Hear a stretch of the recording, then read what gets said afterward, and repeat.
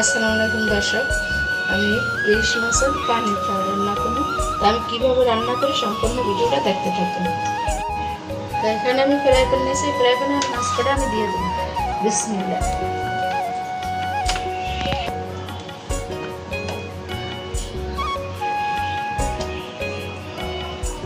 তখন আমি দেবো পেঁয়াজ বাটা, আদা রসুন বাটা,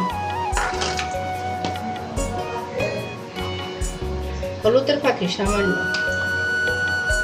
ধনিয়ার গুঁড়া 1 চামচ, জিরার ফাঁকি 1 চামচ, মরিচের গুঁড়া সামান্য,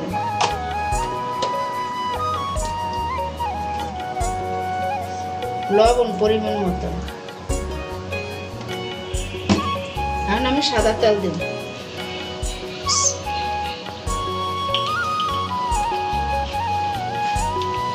এখন আমি মশলাটা মাখাইতে থাকি।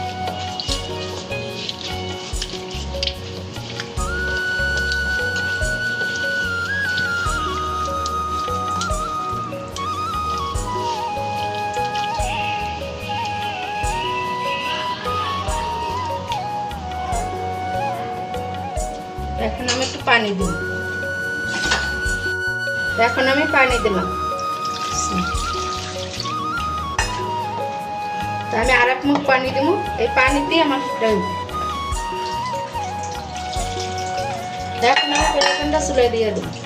এখন আমি ফ্রাই প্যানটা চুলায় দিব। কাঁচামরিচ দিয়ে দিলাম। আর আমি ঢাকিয়ে দিলাম 20 মিনিটের জন্য। 30 মিনিট হয়ে গেছে, আমি ঢাকনাটা উঠাবো। এই যে দেখেন কালারটা কি সুন্দর। এটার একবার পানির তেল ইলিশ মাছের।